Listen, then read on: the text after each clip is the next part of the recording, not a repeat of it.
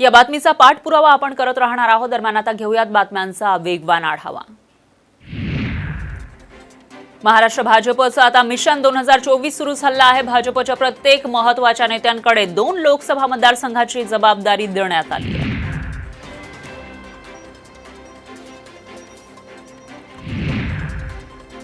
भाजपचे प्रवक्ते माजी खासदार धनंजय महाडिक यांनी महिलांचा अपमान केलाय। पुरुष करतात ती कामं महिलांना जमणार नाही असं महाडिक म्हणाले।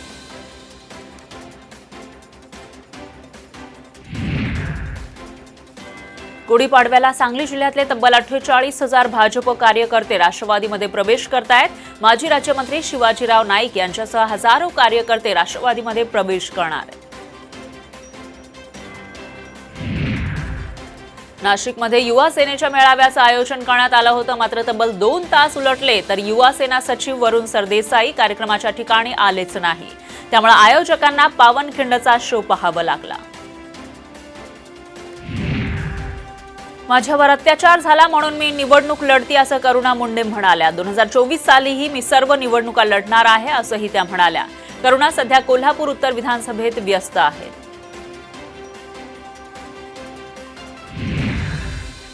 माजी गृहमंत्री अनिल देशमुख यांच्याशी निगडीत 110 लोकांवर ईडी आणि सीबीआयनं कारवाई केली आहे। राष्ट्रवादीचे सर्वेसर्वा शरद पवार यांनी या संदर्भात वक्तव्य केलं होतं। यामध्ये 200हून अधिक लोकांना समन्स बजावण्यात आले। अंगडिया खंडणी प्रकरणात निलंबित डीसीपी सौरभ त्रिपाठी यांचा अटकपूर्व जामीन अर्ज फेटाळण्यात आलाय। अतिरिक्त सत्र न्यायाधीश RM सादराणी यांनी त्रिपाठी यांचा अटकपूर्व जामीन अर्ज फेटाळला।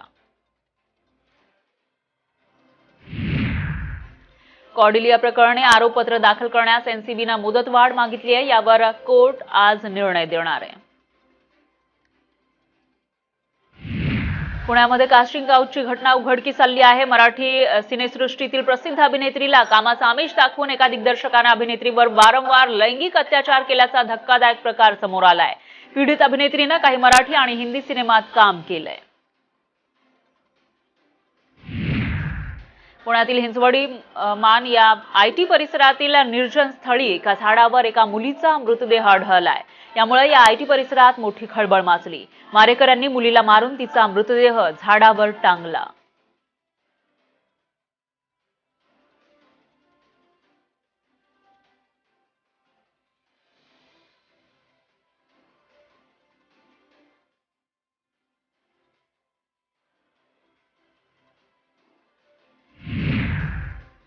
लोणावळ्याच्या कुणेगाव परिसरात दरीमध्ये उडी घेऊन 17 वर्षीय तरुणीनं आपलं आयुष्य संपवलंय। प्रतीक्षा जगताप असं तरुणीचं नाव आहे। ती पुण्याच्या बालेवाडीमध्ये कुटुंबासह राहत होती।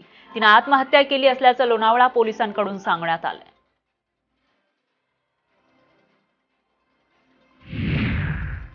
कल्याण रेल्वे स्थानक परिसरामध्ये पहाटेच्या सुमारास चाकूचा धाक दाखवून एका प्रवाशाचा मोबाईल लुटण्यात आलाय। केवळ वर्णनावरून कल्याण रेल्वे पोलिसांनी या चोरट्याला अटक केली आहे।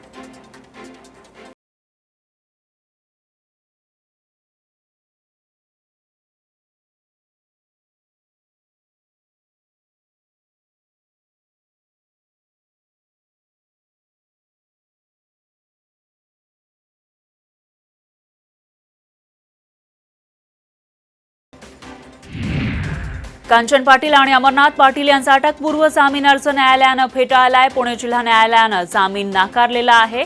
कांचन आणि अमरनाथ पाटील हे बिटकॉइन चलन फसवणूक प्रकरणात अटकेत असलेले माजी IPS अधिकारी रवींद्रनाथ प्रभाकर पाटील यांची पत्नी आणि भाऊ आहेत। अकोल्यातील शासकीय कार्यालयामध्ये विना हेल्मेट नो एंट्री मोहीम सुरू झाली आहे। विना हेल्मेट प्रशासकीय कार्यालयामध्ये प्रवेश केल्यास 500 रुपयांचा दंड भरावा लागेल। उस्मानाबाद जिल्हा शिक्षक समन्वय समितीनं जिल्हा परिषद कार्यालयासमोर धरणे आंदोलन केलं। वारंवार पाठपुरावा करूनही विविध प्रलंबित प्रश्न मार्गी लागत नसल्यामुळे हे आंदोलन करण्यात आलं।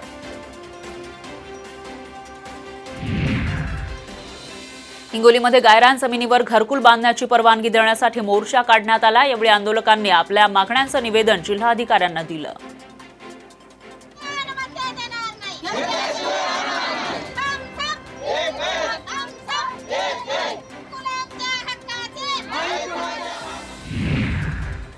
पुणे महापालिकेमध्ये मेगा भरती करण्यात येणार आहे। यावेळी 200 अभियंत्यांची पदं भरली जाणार आहेत, तर अग्निशमन दलामध्ये 200 कंत्राटी कर्मचाऱ्यांची भरती होणार आहे।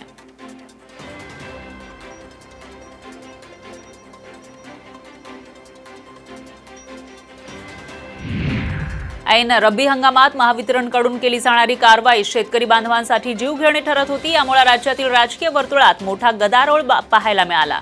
यामुळे महावितरणने शेतकऱ्यांची वीज तोडणी 3 महिन्यांपर्यंत थांबवली आहे। आता शासनाने एक शेतकरी एक डीपी योजना अंमलात आणली आहे।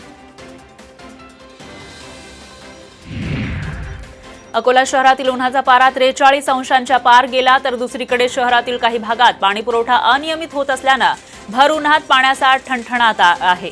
त्यामुळे शहरातील नागरिक त्रस्त झाले। दुष्काळी जिल्हा म्हणून बीड जिल्ह्याची ओळख आहे, मात्र तरीही जिल्हा प्रशासनाकडून मोठ्या प्रमाणावर झाडांवर कुऱ्हाड चालवली जाते। बिनधास्तपणे झाडांची कत्तल सुरूच आहे। सिंधुदुर्ग जिल्ह्यामध्ये गेल्या 2 दिवसांपासून इसार कंपनीच्या पेट्रोल पंपावर पेट्रोलचा तुटवडा आहे। त्यामुळे अजून 2 दिवस पेट्रोल न मिळण्याची शक्यता आहे। यवतमाळ जिल्ह्यातील खासगी पेट्रोल पंप 4 दिवसांपासून बंद असल्याने वाहन चालकांना मोठा फटका बसताय। जोपर्यंत भाववाढ होत नाही तोपर्यंत पेट्रोल डिझेलचा पुरवठा करणार नसल्याचं विदेशी नायरा कंपनीने सांगितलंय।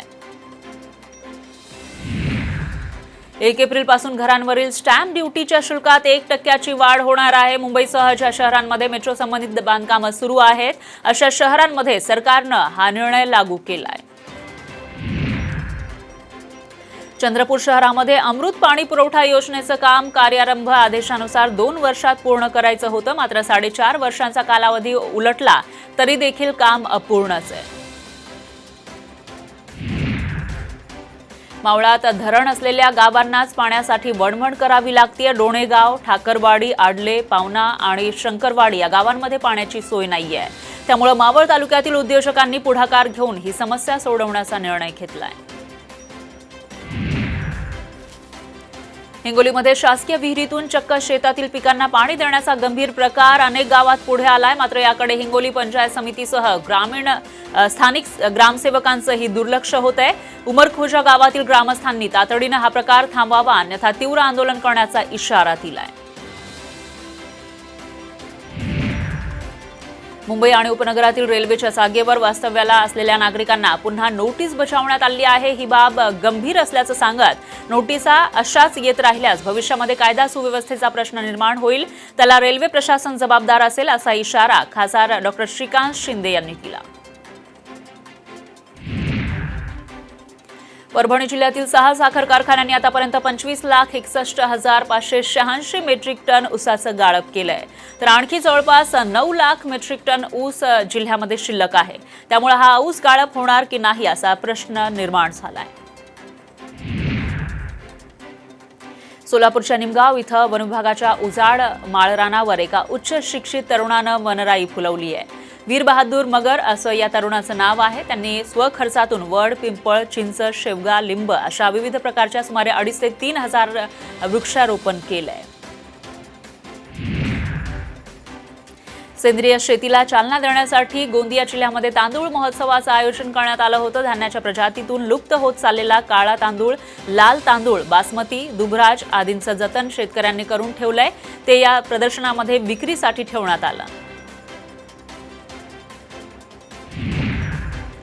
कोरोनाच्या निर्बंधात शीतलता मिळत असतानाच गुढीपाडव्याच्या मुहूर्तावर संतश्रेष्ठ ज्ञानेश्वर माऊलींच्या संजीवन समाधीचे स्पर्श दर्शन सुरू करण्यात येणार आहे। सकाळी 6 वाजल्यापासून समाधी दर्शन घेण्यात येणार असल्याचं देवस्थानकडून सांगण्यात आलंय।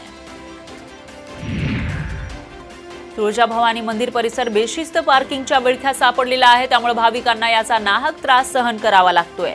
सावलीमध्ये बेशिस्तपणे 2 व्हीलर आणि 4 व्हीलर वाहनं उभी केली जातात। गुढीपाडव्याच्या पार्श्वभूमीवर धुळे जिल्ह्यामध्ये साखर कंगन आणि साखर हारानं बाजारपेठा सजल्या। गेले 2 वर्ष सर्व सण उत्सव अगदी साध्या पद्धतीने आणि घरी साजरे करावे लागत होते। यंदा मात्र नियमांमध्ये शिथिलता देण्यात आली आहे। अकोल्यामध्ये विदर्भातील 14 कर्तृत्ववान महिलांचा पालकमंत्री बच्चू कडू यांच्या उपस्थितीमध्ये सत्कार करण्यात आला। महिलांनी तयार केलेल्या उत्पादनांच्या विक्रीसाठी जिल्ह्यामध्ये स्वतंत्र मॉल उभारू अशी घोषणा जिल्ह्याचे पालकमंत्री बच्चू कडू यांनी केली आहे। सांगलीच्या शिवशंभो ते कर्नाळ रोड नजीक नाल्याजवळ रात्री तरस प्राणी दिसून आला। ही बातमी समजताच WRC प्राणी मित्रांच्या टीमने त्या ठिकाणी जाऊन पाहणी केली।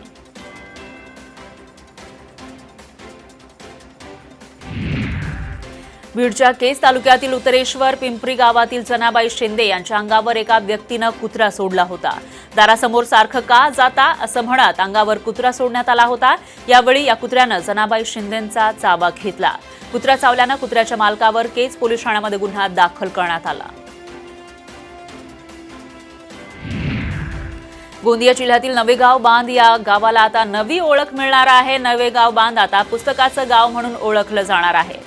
राज्य सरकारच्या पुस्तकाचे गाव योजनेमध्ये नवेगाव बांधची नागपूर विभागातून निवड करण्यात आली।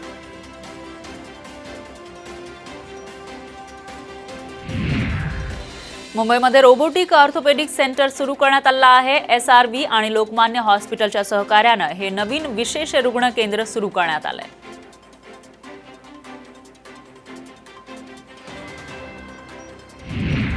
शेगावच्या माऊली इंजिनियर कॉलेजला उत्कृष्ट इंजिनिअरिंग कॉलेजचा पुरस्कार मिळालाय। कर्नाटकची राजधानी बेंगलोर इथं राज्यपालांच्या हस्ते हा पुरस्कार प्रदान करण्यात आला।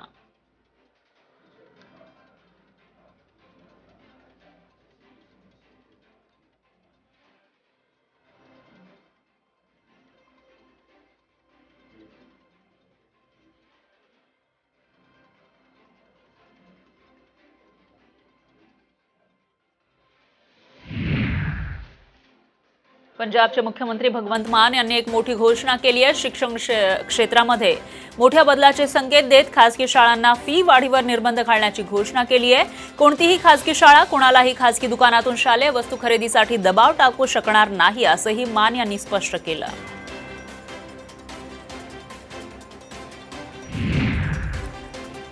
सध्या सोशल मीडियावर एक व्हिडिओ मोठ्या प्रमाणावर व्हायरल होतोय। यामध्ये एक व्यक्ती रेड्याच्या पाठीवर बसल्याचं पाहायला मिळतंय।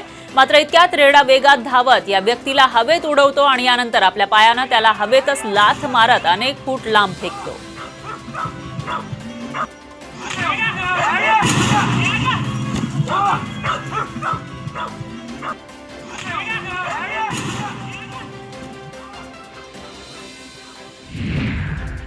कोरोना संकटानंतर आता आणखी एक आजारानं डोकं वर काढलेलं आहे। लासा फीवर हा जगासमोर नवीन आव्हान निर्माण झाला आहे।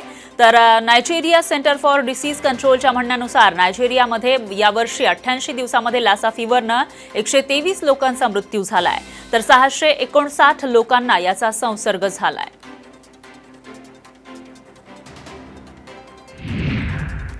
आर्किटेक्चरच्या पदवी शिक्षण प्रवेशासाठी आता गणित, भौतिकशास्त्र आणि रसायनशास्त्र या विषयांची आवश्यकता नसल्याचं अखिल भारतीय तंत्र शिक्षण परिषदेनं म्हटलंय। AICTEनं मंगळवारी प्रसिद्ध केलेल्या हँडबुकमध्ये याबाबतची सूचना प्रसिद्ध केली आहे।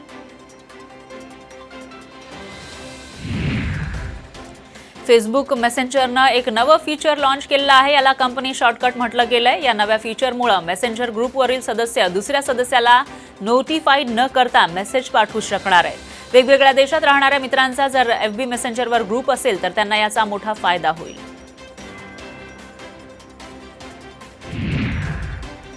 अभिनेता प्रभासचा आदिपुरुष हा सिनेमा पुढील वर्षी प्रदर्शित होत असला तरी आतापासूनच तो चर्चेत आहे।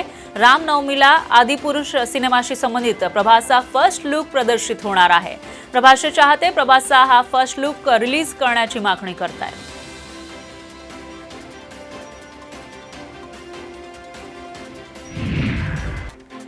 बांगलादेशचा वेगवान गोलंदाज तस्किन अहमदचा IPL संघ लखनौ सुपर जायंट्समध्ये समावेश करण्याची चर्चा होती, मात्र तो दक्षिण आफ्रिका दौऱ्यावर बांगलादेश संघासोबतच राहिलाय। मशरफी मुर्तजान यावर आपलं मत दिलं आहे। तस्किन अहमदला IPL सोडल्याबद्दल बक्षीस देण्याची मागणी त्यानं केली आहे। प्रसाद ओक दिग्दर्शित चंद्रमुखी या सिनेमाची बऱ्याच दिवसांपासून चर्चा आहे। या सिनेमामध्ये अभिनेत्री अमृता खानविलकर चंद्रा ही मुख्य भूमिका साकारणार आहे। आता या सिनेमाचा एक गाणं रिलीज झालंय।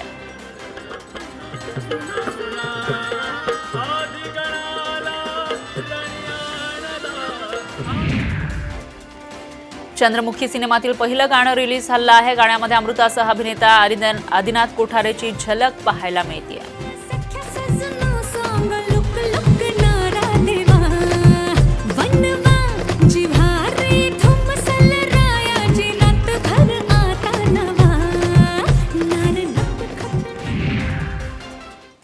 यानंतर बुलेटिनमध्ये घेऊयात एक छोटासा ब्रेक.